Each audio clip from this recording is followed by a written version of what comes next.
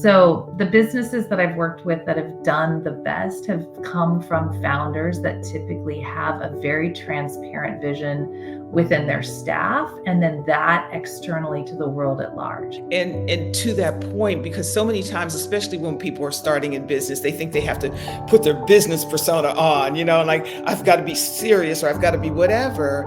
And yet, if you're really looking to connect with your dream client that you can help, you have to show up as who you are so that your dream client can find you and not find your representative who's representing something that you're not. I got accolades for being the strong one, and I liked how that felt.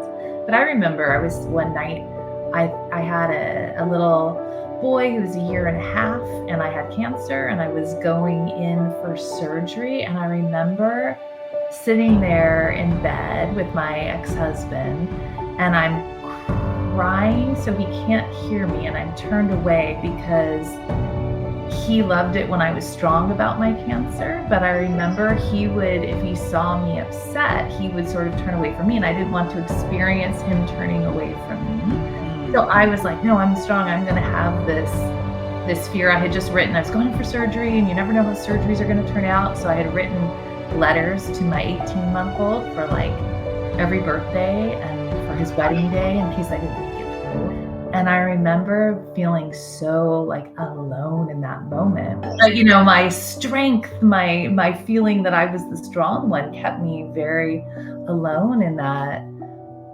moment. And I had to learn how to unlearn that.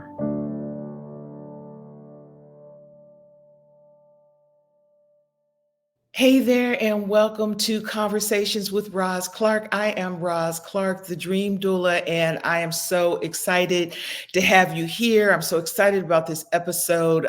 It is somebody who I have admired for a long time, have had interactions with, and I'm just so thrilled to share her and her wisdom and her knowledge with you. And I just want to let you know that this episode is brought to you by Kajabi. Kajabi is your all-in-one place to build your business, build your brand, build your courses and your community. So there will be a link below for you to check out Kajabi if you're not already a Kajabian. And let's get started. I'm just going to bring Chris to the stage and we will make it happen. Hey, Miss Chris. Hi, how are you? I am so well. Honey, thank you so much for being here. I'm so excited to talk to you. Oh, my pleasure. I'm appreciative of being invited. Oh, no, absolutely.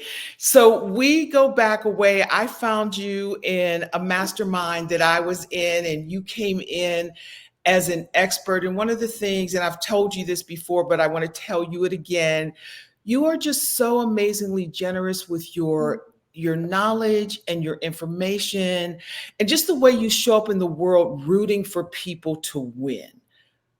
You are just friggin' amazing. And I am so grateful to have this moment with you. And like I said, to share you and your knowledge with my tribe. So thank you.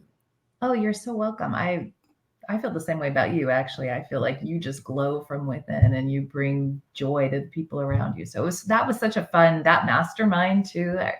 You guys are an exceptional group. So yeah, good people coming together, and I think that's one of the things that I learned the most in building community. Like one of the things I think that Susie did phenomenally well is she shared her resources in her community, and so building community in an intentional way, I think it's just such a cool thing.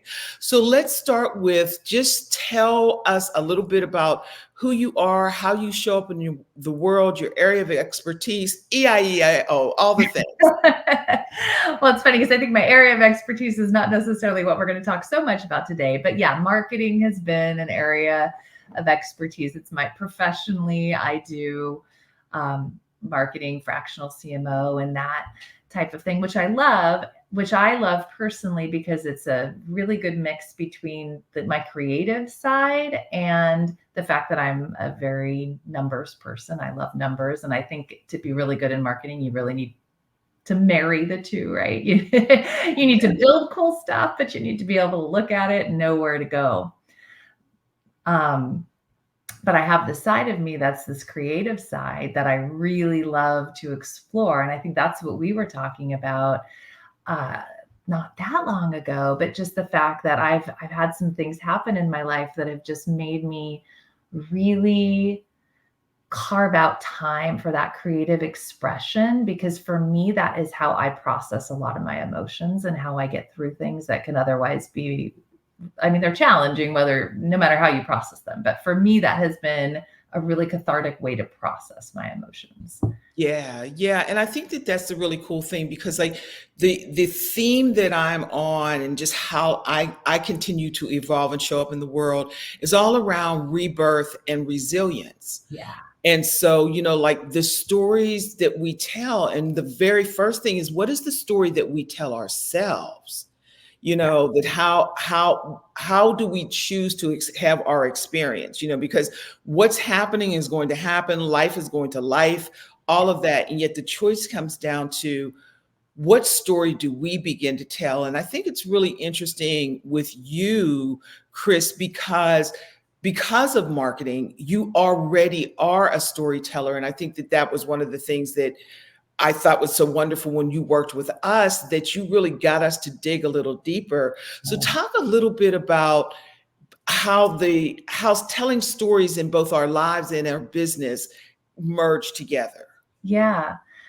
Well, I think there's that saying, how you do anything is how you do everything, right? So I think it all comes from where we start with the stories we tell ourselves. So even if you're running a business, there's some story about yourself or your life or the mission you have for that business in the world that needs to be conveyed. And I think people have sort of innate sense of when they're being when someone's being authentic with them, when a business is being authentic with them versus when there's something that doesn't feel quite right. So the businesses that I've worked with that have done the best have come from founders that typically have a very transparent vision within their staff and then that externally to the world at large. So if you take, there's a woman who does speaking courses and she's very generous with her teaching and her time, and she's amazing and very successful at it. And she, I mean, just from the top down, everything she preaches internally to the company and then what she wants externally is all the same. And so it's very consistent, right? The messaging in the first ad you see down to if you go through her courses, it feels consistent all the way through. And I think that consistency is something that we as people, we crave, right? We know what we're in for if someone's consistent, if in a friendship or in a family relationship or any relationship, when there's that consistency, it feels good. It's calming and balancing for us. 100%. And to that point, because so many times, especially when people are starting in business, they think they have to put their business persona on, like I've got to be serious or I've got to be whatever. And Yeah. yet, if you're really looking to connect with your dream client that Mhm. you can help, you have to show up as who you are so that your dream client can find you and not find your representative who's representing something that you're not. Yes. It's true in dating too, just FYI. But yes, I mean, I think we see it all the time that authenticity that you put out there is going to attract the people that should be attracted versus it being, I want to appeal to everyone all the time. And then you don't sit deeply with anyone then because it's too generic. It's not special. People are looking for that special as well, right? Where's the fit for me? Yeah, and I think especially now in this time, people they have so much anxiety and angst and all of those other things. So it's like, how do I find my tribe and how do I find my North Star? And it's so funny that you said that about dating because there was a minister that said, the person that you meet is not who you're going to marry because who you meet is their representative. And then, as it goes on. And I think now too, because I think the word authenticity gets thrown around Mm. a lot, and yet it is so, I believe, so incredibly important that people are like, oh yeah, that's Roz. Like I know Roz is going to show up and do this, or that's Chris. I know if Chris is speaking, I'm going because I know that I'm going to have a connection. And if it's a training, I'm going to be seen and felt, I'm going to feel seen and heard and all of those things. So I think it's so important for us to be mindful of that, like you're saying, from the giddy up, from the get-go. Yeah. Well, and there's different things that get in the way of that for that connection with ourselves too, right? There's things that happen in life. And then, like I was talking earlier about processing stuff, if we are not even consciously aware of how things that happen to us affect us, then as authentic as we're trying to be, we may not actually be being authentic because we're not totally in connection with ourselves. And I see that a lot. I end up working with a lot of people in that personal development coaching space as well. And so we see there's a lot of periods in people's lives where they just don't feel super connected with themselves, their purpose, their North Star, any of those things. And it usually ends up being there's a connection with themselves that needs to be reinstated first. And then they can go forth and have that authenticity both internally and externally. 100%. And I also think sometimes it's not even there is a reconnection. And also I can speak from my own experience. There's a way in which we need to redefine ourselves, because we come up in life getting our needs met one way or another. So when I was growing up, I was always praised because I was the strong one. So my needs got met by showing up as the strong one because I knew that I would get praised. And so through life, I identified as the strong one. I identified as the fixer. And then, after being in a marriage that got progressively dysfunctional, and I had to own my part of the dysfunction because I was like, oh, I'm going to rescue everything. I'm going to fix everything. And finally, I had to take a moment and step back and say, this is exhausting. And I can't keep showing up this way. And so offering an opportunity to do it a different way, which was not accepted. And yet coming out of the other side of it saying, okay, I can be strong and I can fix things. But if I shift the narrative and say, what I really want to do is be a healer and I want to help people who want to be helped. So instead of saying, da, da, da, da, I want to say, do you want to be helped? Yes. How can I help you? What is your goal? So that I'm asking better questions so that I can show up in a way that's safe and better for myself. And I'm more able to, to serve and support or make the decision, we're not the right fit. Yes. Yes. Well, and I love the process you were just talking about that you go with for other people. And I'm curious, do you do that with you too? Like when something comes up in your life, do you sit there and ask like, hey, what do I need right now? Because I think we problem solve ourselves sometimes too. And what we really need to do is actually just sit. Oh, I so agree. Because through my healing journey and whatever, because again, I identified as the strong one, but when I had a therapist ask me, what do you want?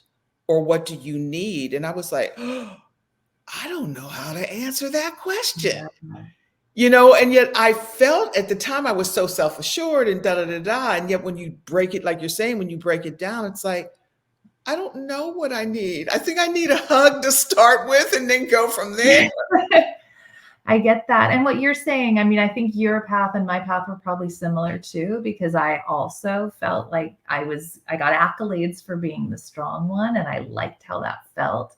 But I remember I was one night, I had a little boy who was 1.5 years and I had cancer and I was going in for surgery. And I remember sitting there in bed with my ex-husband and I'm crying so he can't hear me and I'm turned away because he loved it when I was strong about my cancer. But I remember he would, if he saw me upset, he would sort of turn away from me and I didn't want to experience him turning away from me.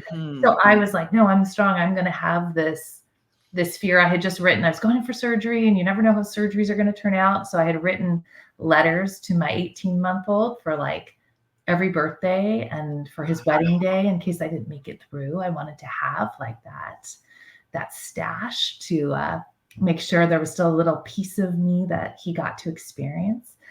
And I remember feeling so like alone in that moment. Yeah.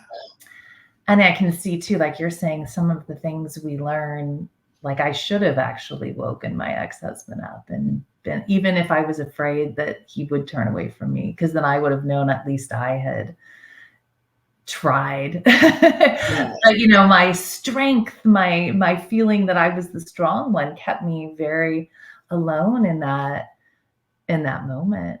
And I had to learn how to unlearn that.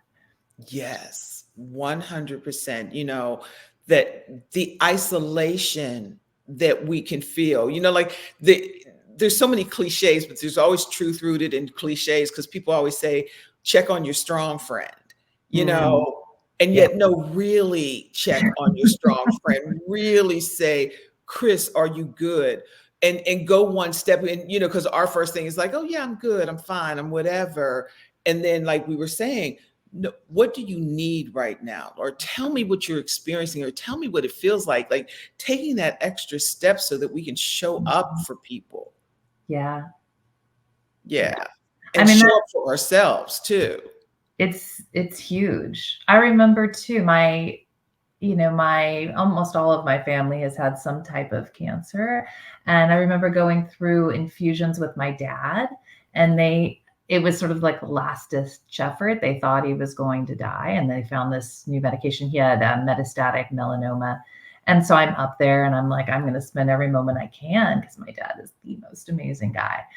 And I'm there, and watching him have to stop the infusion because it was too painful was just crazy, because here's this guy who's so strong, and him having to stop something was, I couldn't believe that experience. And it ended up that those infusions worked, and it completely, there's no traces 3 years later of the melanoma, but it's like checking on my dad, sitting with him through, and he didn't want me to come up and sit with him through that. It's like, no, I'm fine. I'm fine. My mom's like, he's fine. And I'm like, you know what? Maybe I need to do it for me. But it was really cute. He's going through that and grabs my hand, and we have some great laughs. And even if it hadn't worked out, I have some amazing memories from doing that I couldn't imagine not having. Yeah. And learning how to be there for somebody when they're going through something like that, and actually not try to fix it and just sit with them. We both gain a lot from that. Yeah. Yeah. The not trying to fix it, just like leaving space for the experience, you know? And I think that that's really, like we were talking earlier, that you are a creative, and yet, you do numbers. I don't do numbers. I am right brain, left brain about some things, but numbers is not one of them.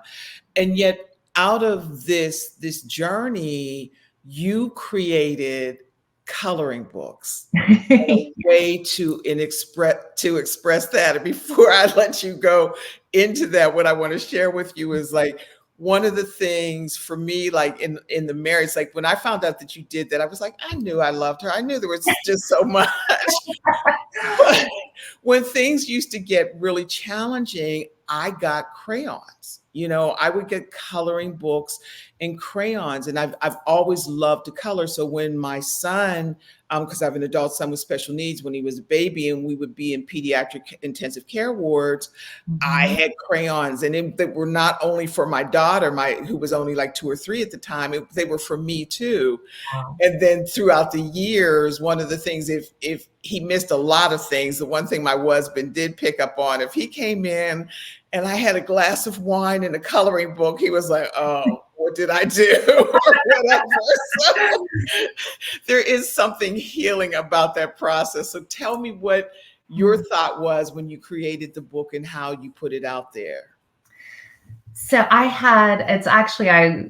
to actually put it out there, I'm going to give my therapist credit because I was going through different things and we were talking about that the antithesis to any sort of victimization is creation.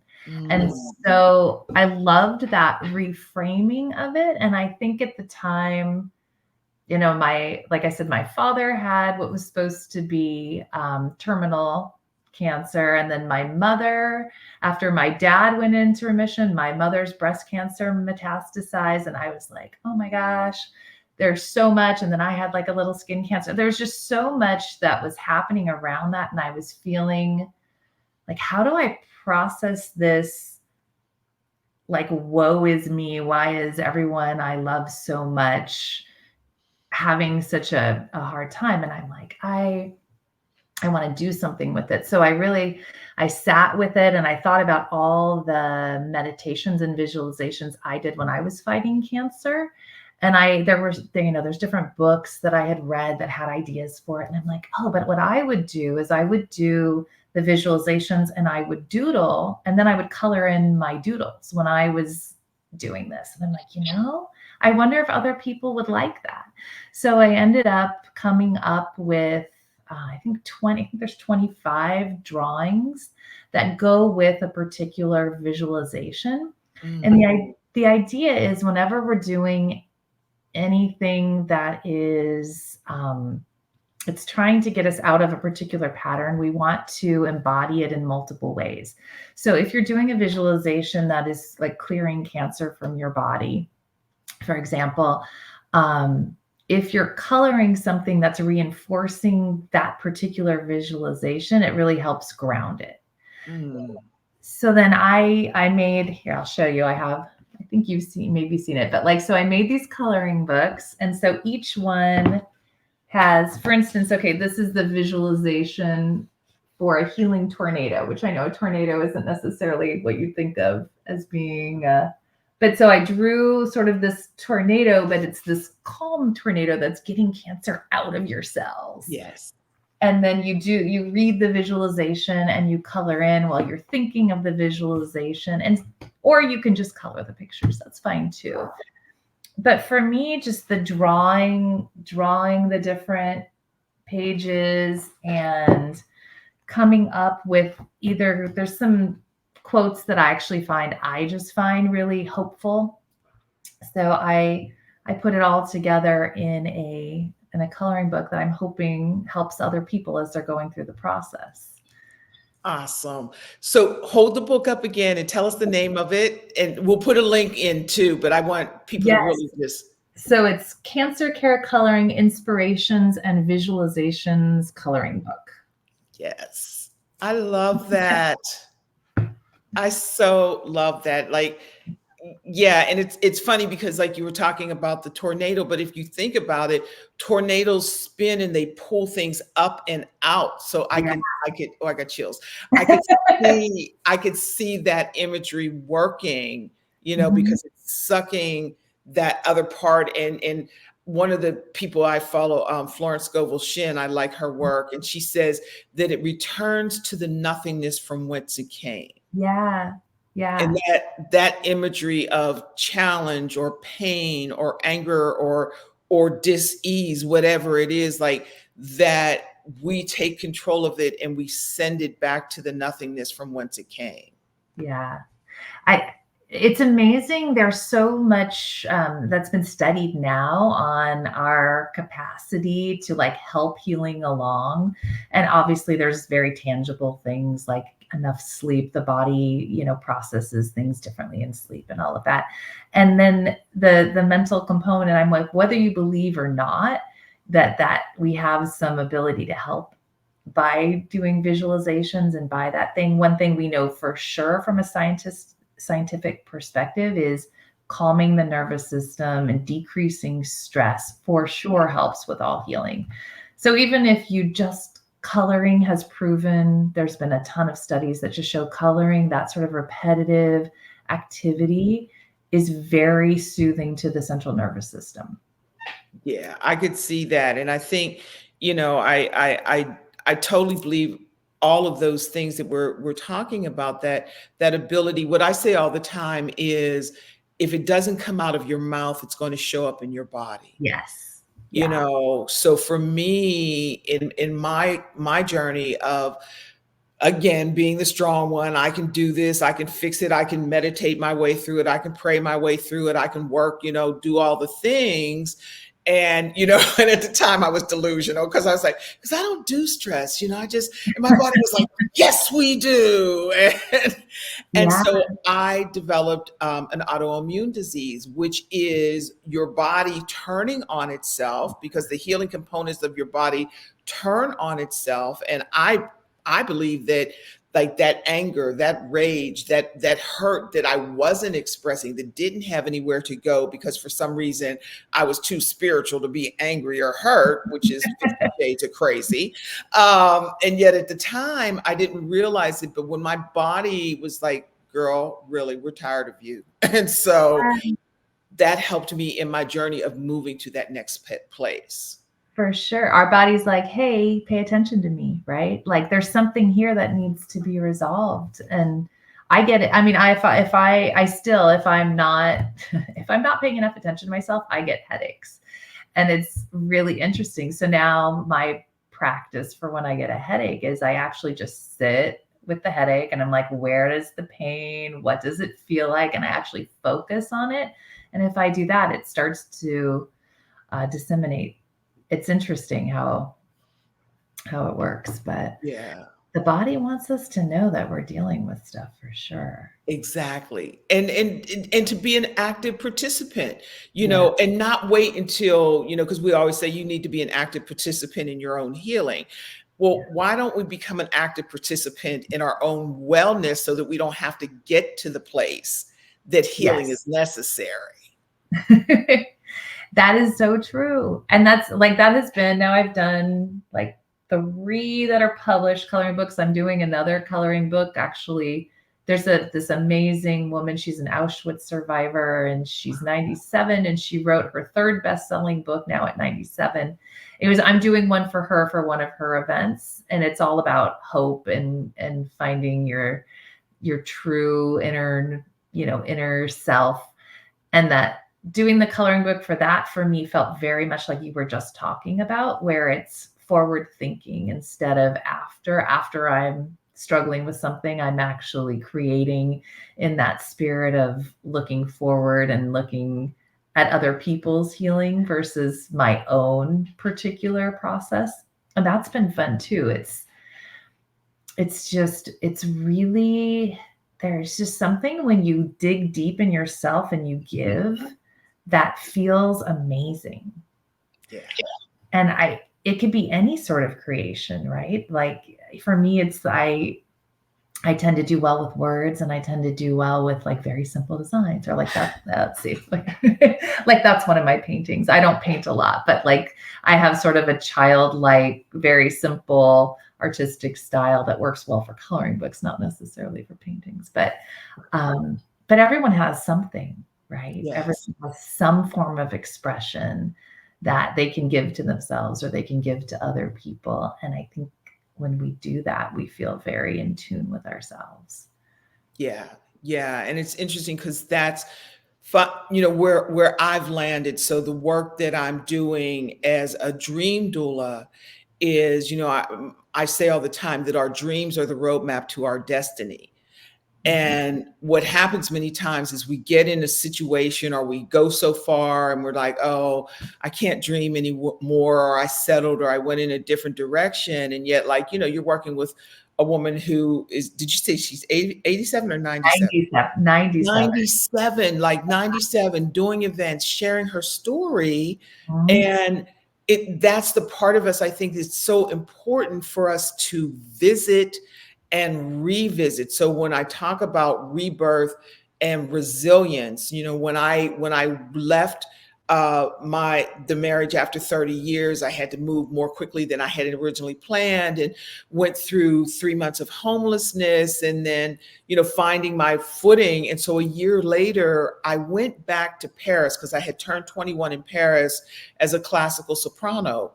And I went back not to recapture my youth, but to reconnect with that bold dreamer that I had been, and let her know that I honor her and I will continue to dream and continue to move forward. And I know that that's something that's so important for like women who may be in a C-suite and they're not satisfied anymore, or they're empty nesters now, they don't know their sense of an identity.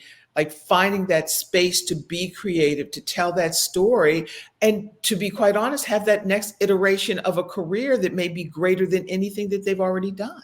Yeah, that's for sure. There's that moment. I love, well, first, let me say this. I love that you went back, right? You went back to the place where you felt connected with yourself and your joy, and you reclaimed it. I think that reclaiming is so huge for movement forward, for progress. And it's interesting, the woman I was telling you about, Dr. Edith Eger, that woman, she did the same thing. She had to go back to Auschwitz. At 50, she went back and got her PhD so she could become a therapist. And then years after that, she decided that she wasn't as effective in her therapy process as she wanted to be, because she felt like she hadn't quite nipped her own demons in the bud. So she went back to Auschwitz, and then she felt that release, and then ended up writing her first book at 90. So it's never too late to really look at what you want your next chapter to be. Yeah. And I think that's like such an amazing gift to know that, like you say, like that I was a C-suite executive, right? And then I shifted to doing consulting, and now I'm doing this as well, because I'm like, I don't necessarily want to play by the political rules in organizations anymore, because that's keeping me in this place where I'm the strong one all the time. Right? And I'm like, I actually like my ability to be vulnerable. I think it's something that if I'm willing to share that, to have curiosity for myself and others instead of judgment, it's something that I really like about myself. And I want to be able to grow more into that versus growing into this other where I'm strong and I can solve everyone's problems, but I lack that connection there. So that next phase is often for most people the most fulfilling. Yeah. Yeah. And I think what they miss many times is, if you've gotten to the C-suite, like you are a problem solver and you're doing so many things, and what you really are doing is building somebody else's dream. Yes. Instead of building your own. Yeah. And yet it's so amazing, especially with women, how many accomplished women don't trust their own inner voice or their own gift. It's like, okay, I know how to show up in this space and do that. And yet would my life fall apart if I followed my passion and I followed my calling, when it's like, you've already figured it out for so many other people. Yeah.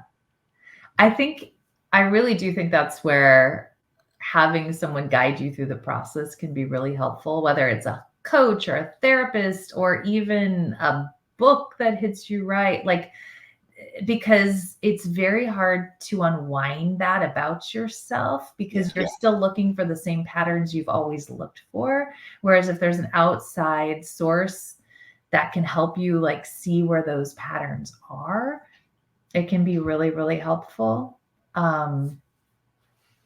But unwinding from the things you think you're supposed to do, and finding a way to trust your intuition and your instincts again, once you get there, it's pretty amazing.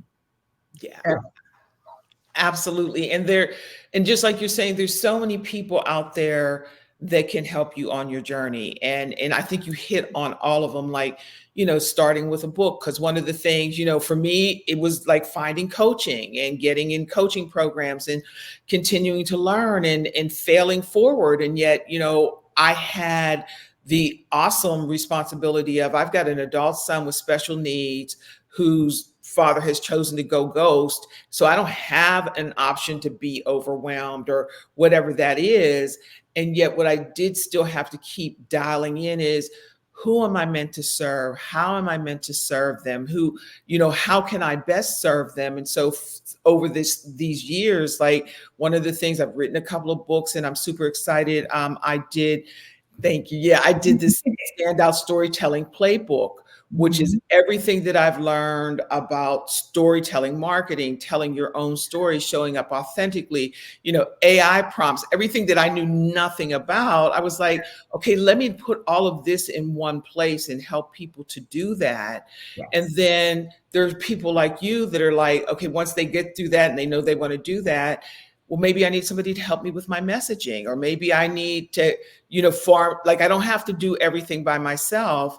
There are agencies that will help you write your stuff and put it out there. And then you build your tribe and community of people who are going to cheer you on and want to see you go across the finish line. Yeah. Let's talk about that community for a minute too, because that has been one of the things that I'm like, I realize how important that is, because there have been so many challenges that I've gotten through, or I've seen other people get through, that it is because they have that community. 100%. And it's funny, because this is why I start, like, for the longest time, I was just like, I don't need to do another thing. So why am I going to start a podcast? I wouldn't even call it that. You know what I'm saying? It was like, okay, am I going to do a YouTube channel or whatever that is? And it started at the height of COVID, and I was sheltering in place with my son, and no support, no backup. So like you're talking about community. And so when I went back to Paris, what I didn't share was I went back to celebrate my birth and my rebirth, because I went back on I had turned 21 in Paris, and then I went back for my 60th birthday. So I celebrated both. And so the next year, COVID hit, and I was like, okay, well, I can't go on a trip. So instead, I did 12 days of Roz Giving, and I interviewed people who had impacted my life and just shared them with my tribe. And I knew then it was the kernel of something. And so finally I was like, okay, I'm going to give over, yes, I know I'm called to this. And so just like when I called you, like, you were one of the first people, I was just like, one, I would just love to reconnect with you. And two, I know that the people, that specifically the women that I serve, need to hear your voice. So, like, being able to come back and say, can I share you with some other people? And then you saying yes, because you were a part of my life in a really challenging time. And I don't think you realize, because you just show up that way, and you just show up and you give. But like, what you did stayed with me for so long. And so creating community, when I said, okay, I'm going to do this, there are certain types of people that I want to stay connected to or reconnect with. And so it was just so easy. So building that community, and I hope somebody sees this conversation in two ways. I hope they see this conversation and say, because sometimes, like I said with you, you just do it. You just show up, and it's like, do this, change that, try that. You can really do this. And like, it's just so effortless with you.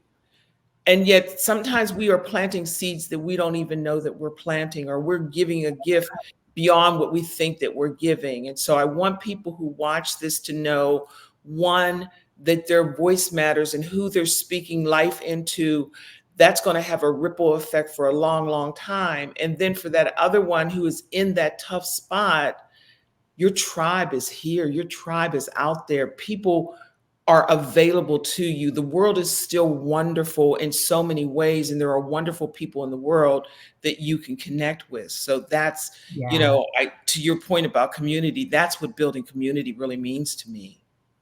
I love that. I think you said it so well. And I think it's so true. Like, I am constantly amazed at the kindness. I mean, I know we see, especially, I don't actually watch a lot of news or TV anymore, because I feel like we see some negativity there, but I actually am amazed by if I walk through, and I'm in San Diego, California. So if I walk through my town and I smile at people, the eye contact and smiling back I get versus like a rebuff, or, it's so much more of the positive. Yeah. And when I'm willing to be vulnerable and ask for help, I think there was something that happened with one of my kids a couple months ago. And so I reached out to like my friends and I'm like, guys, I'm struggling. Like, I don't even know what I need, but this is what's going on. And so I had friends write back with like, okay, do you, I'm coming over. Do you need me to grab a coloring book actually? I'm like, you want a glass of wine? Like, what are we going to do? How are we going to, sit together and figure out if you want, gosh, one of my friends, she's so great. She was like, okay, she had 3 perfect words and I can't remember, but she was like hug and listen, problem solve, or like go out and break stuff,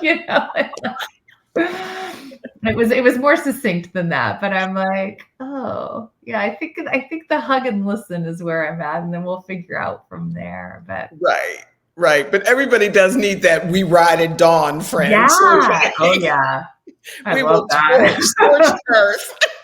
Well, it's like if you can't, I mean, I feel a little bit like if we can't laugh at some of this crap, we are going to go crazy because, I mean, it's some of the stuff that happens in life is almost comical, and it's like really this now? Why? Or instead of trying to figure out the why, because I think so many of us get lost in that, and the amount of unnecessary suffering we cause ourselves trying to figure out the why of something instead of actually sitting with how we feel about the situation. I didn't realize this until somewhat recently that overthinking of trying to figure out how someone else feels or why someone else is doing something or why something happened is actually a defense mechanism against feeling whatever feelings we have because of it. Yeah. And once I learned that, I was like, oh, it was really freeing. That became my tool on stopping overthinking. I'm like, oh, this is my body's response to not wanting to deal with how I feel about this. So I'm like, all right, I'm doing it. Let me figure out how I actually feel about this. But, yeah. And just like you said, well, Tony Robbins always says, ask better questions, so like you're saying, well, why is this happening? And how did this happen to me, or whatever that is? Like those questions at the end of the day are not going to serve us, and so being connected to, like you're saying, feeling it, because we don't allow ourselves to do that enough. And of course, going back to the strong ones that are like, oh no, I don't do that, so. Well, it's interesting. I found for myself, I was very uncomfortable feeling anger. Like I would immediately go like under anger to sadness or whatever was there. But it turns out anger is actually a really good indicator that boundaries are being pressed up against in a way that you're not liking. But for whatever reason, I'm like, oh, I'm just going to go right into sad instead of anger. So I had to learn how to deal with the fact that, yeah, I sometimes feel angry too. I mean, I'm so strong, but I always wanted to be polite. And so that anger thing made me nervous because I would see other people get angry. And I felt like there was like rudeness or explosive behavior that sometimes came along with that. And I'm like, oh, I don't want to risk, getting there. So I'm not even going to allow myself to be angry. It's so funny how we do things. And now I'm like, oh, anger is great. Anger actually means that someone has come too close to a boundary that I need to then reaffirm the footings of that boundary and articulate something about that so that the anger doesn't turn inward and it becomes something else. But it's interesting. But community's been great for the anger too, because we can find the humor in either the patterns that got us there or just the, like I was saying earlier, the ridiculousness ridiculousness of a situation. I don't know. Yeah. Humor Yeah. is good. And it's funny that you're saying that because I'm the other side of that same coin. And I was just on this great podcast called We Ain't Dying for This, for women who are doing too much. We ain't dying for this. And they asked me to do a whole thing on forgiveness Yeah. as liberation. So her work is always around, there's a theme of something as liberation. So Mhm. mine was forgiveness. And interestingly enough, for me, anger felt more like I felt more powerful in anger. Okay. I could sit with anger. And what I understood was for me, underneath anger was fear. And I Okay. didn't know how to process fear. Interesting. So I felt more empowered being angry because if I allowed myself to feel fear, that felt weak. Okay. And so Yeah. doing that reverse work of, okay, this is scary. Mhm. It's scary to be the sole provider for an adult son with special needs and want to make sure that his future is intact if I'm no longer Yeah. here and I don't have the support to do that. That's scary. So instead of being angry about it, because and anger is a real response to Yeah. Yeah. getting in touch with the fear behind it. Yeah. That's great that you found that. Do you know what I mean? Like so many people sit not knowing that for a long time. Yeah, it was work. Yeah. It was work for real. I know it's like, oh, am I done? Am I done yet? 100%. And then I'm like, 100%. look, there's another coloring book in there. Yes, with all kinds of purples and oranges and reds to go Oh, into some calming tones after that. So yeah. it's so funny you say that too, because most of my drawings to color at first were very like ocean based, which is like the calm blues and greens and whites and things. And then as I sort of developed things myself, obviously people can color things whatever they want to color them. But when I see them in my head, when I'm drawing them, I'm like, oh, and then like more fiery colors would come out and different types of drawings. And it's fascinating how we can take that emotion and put it into something. Yeah. I think Yeah. Yeah. I was creating peace and at first I wanted peace and calm, so I was drawing peace and calm, and then I started to realize that I could draw the process of things, and then that felt good too. Yeah. That sounds like there's a workshop in there, or at least a retreat. I would love to do a retreat. I'd love to put a retreat together for. I do think that art is so cathartic. Oh my God, yeah. I 100%. I took my 17-year-old this weekend and we went and we like made ceramic things, but it was really like we were hand building with clay, and it was so cool. And we had one of those amazing conversations that when you're, you know, mindful about something else, the freedom of your talk, the flow is just so good. Yeah. So that's fun too. I think that's where you're right, like a retreat where you have that community that we're talking about, that it's like a safe space where it's both. It's a safe space, but they will call you on your BS if you're like repeating the same thing over and over again, right? Yes. I've heard you say that 27 times in the last 32 minutes. So maybe you need to look at that, figure out why you keep saying it. I mean, but that space where there's safety and honesty and lack of judgment and accountability and art and fun, like who doesn't want that? Exactly.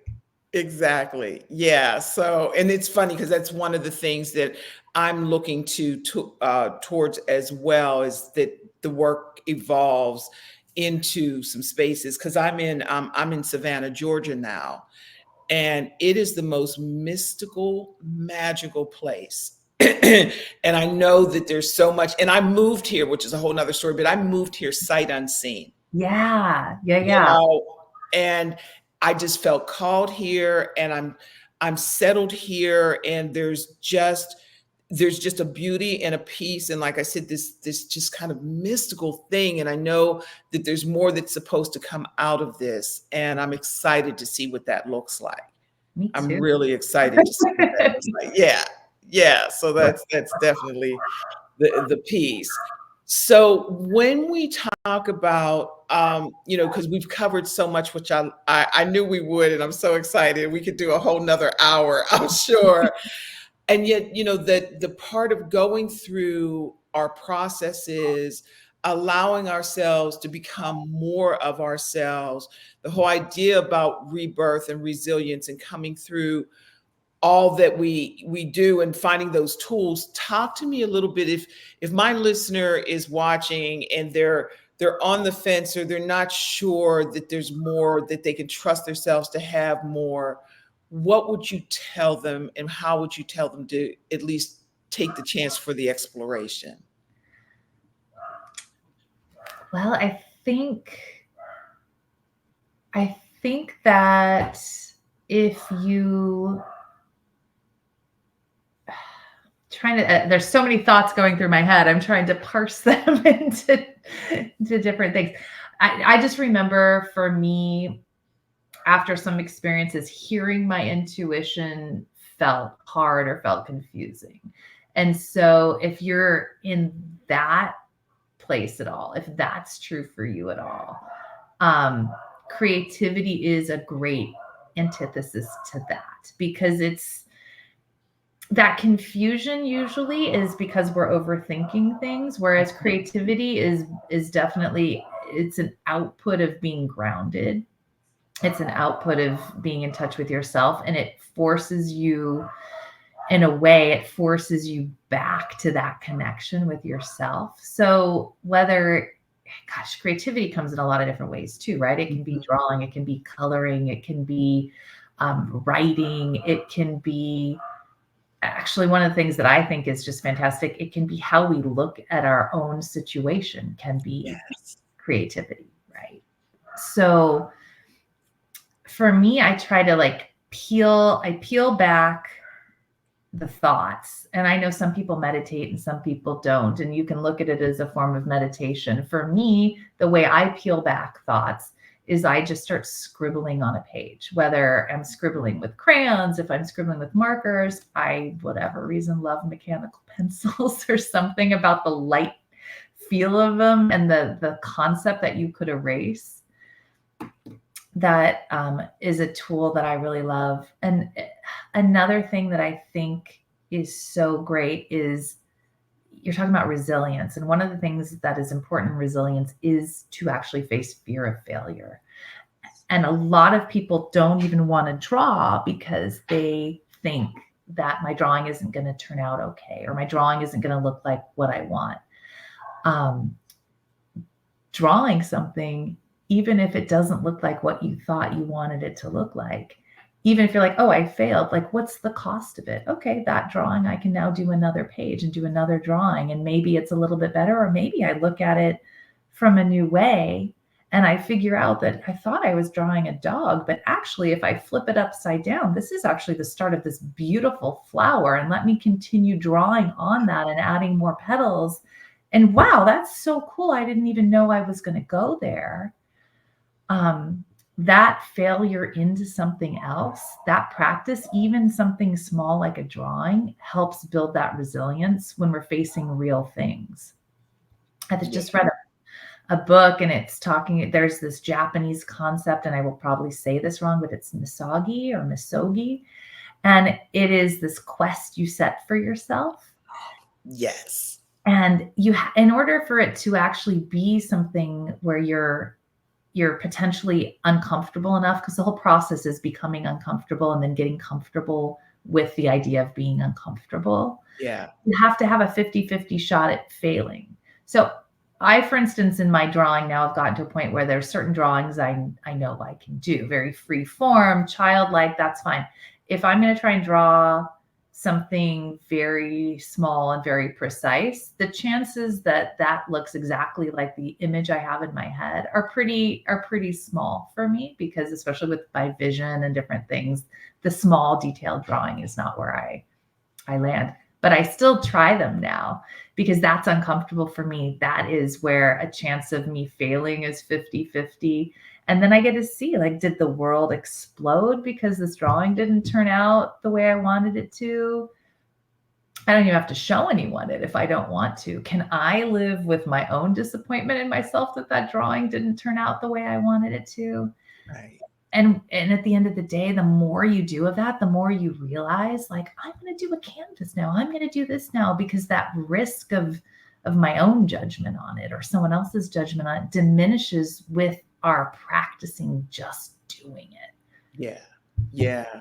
And you know what I think is so cool? One of the things that I was listening to, like you were saying, that the small details in your art Yeah. are not always the comfortable place. It's amazing because in your business, you can immediately go to an image, or you can immediately go to a paragraph or a sentence, and you can find the one word that will flip it all. So Yeah. it's really interesting that your creativity, it's like they do two different things, and yet it's all in the same person. Because like I said, you as a copywriter or as a marketing expert, when you look at the copy, you can look at everything and say, well, if you change this to this, or you move that to there. And so there are the details that you do so incredibly well on the one side, and yet you don't fully trust it yet in your art. So that's a very interesting thing.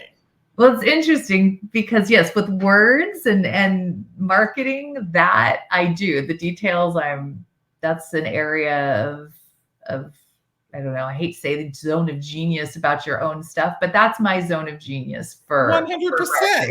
Yes, ma'am. I'll say it if you don't. How about that? But it's interesting in my own precision with my art, even though I've come to a place where actually I love the mistakes now. I wish I had it with me. I do almost every morning, especially if I'm in my head or if there's anything I'm not sure about. I do these child drawings. You draw with your left hand. So I'm right hand. I'm sorry. You draw with your non-dominant hand. I'm right handed. If I draw with my left hand, it basically looks like a bunch of scribbles. But then what you do is you just sort of step back and you just calm your mind, and then you close your eyes and you just let thoughts come forward. And then you look at that drawing and you kind of flip it around, like I said, like upside down. And then you see an image come out of it. And then you go in with different colors and you like color in that image, and it is amazing. And then you can throw it into the AI stuff and have it make it beautiful for you. Right. But it is amazing what our subconscious will tell us in those types of exercises. Yeah.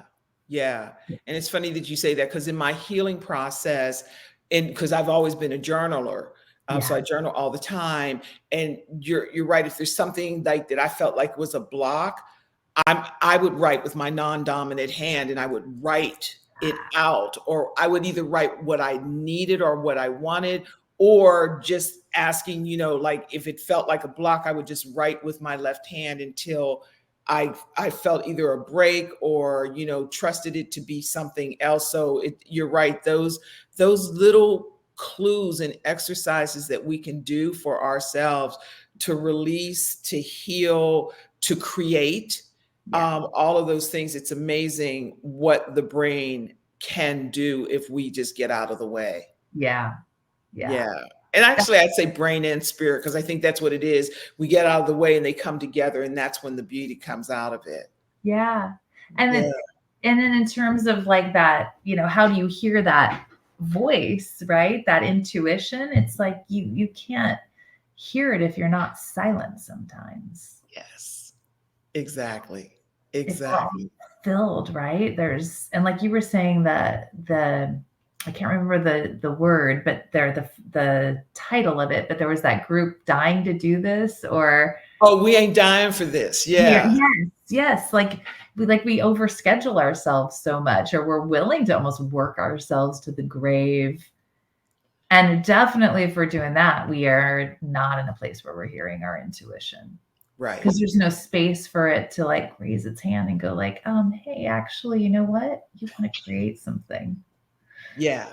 Yeah, because we're so busy living the life that we think we're supposed to live, that others expect from us. Here's a better way of saying it. We're so busy living the life that is expected of us that we Mhm. don't allow ourselves to live the life that is of our highest good. Yeah. Yeah, yeah, It's a fun exercise too to flip that. I mean, like we were talking about words, right? So one of the things I have been really enjoying doing is flipping my own expectations from time to time. It's like, well, what if my expectation was the opposite? How would that play out? And then you can see like what's really the opposite, and yeah, why does that matter? And why do I care about that? And it's interesting. I mean, it's not like we're always wrong. Obviously, we're right as often as we're wrong, but it's interesting to see these different perspectives. And if we saw something from a different way, how would that color it instead? It's really freeing when you do that, because you realize like the idea you start from colors so much of the steps to get there. yeah, And I yeah, see that in businesses all the time, where I'll go into a business and let's say they're not where they need to be revenue wise, and they're like, "Oh my gosh, what do we do?" But they're like, "We need this to sell more." And I might look at their offerings and say, "Well, you've got this thing over here that you're not spending any attention in, but the return on investment from this is fantastic. What if we stopped beating your head against the wall over here because you think you need to see these things sell? And what if we put some attention here and did this other marketing channel? And then all of a sudden we see something grow that was a byproduct. Maybe it was a bonus, or it was something that they didn't even totally value, but it became the leader. And it just took someone else looking at it from a different perspective for them to see it. yeah, yeah. Absolutely, absolutely. One of the best pieces of advice. There's a LinkedIn person that I'm following right now, creator, and he's just again super generous with his time and information. And it was a little fixed because he said, after you write the paragraph, or like you're writing what you want to write, he said, look at the last statement that you wrote. He said, and take that and move it to the top, Yeah. because you've led up to it, and actually your hook, you drill down to your hook, but like that thing at the bottom really is the thing that goes to the top, and it's the hook. Yeah.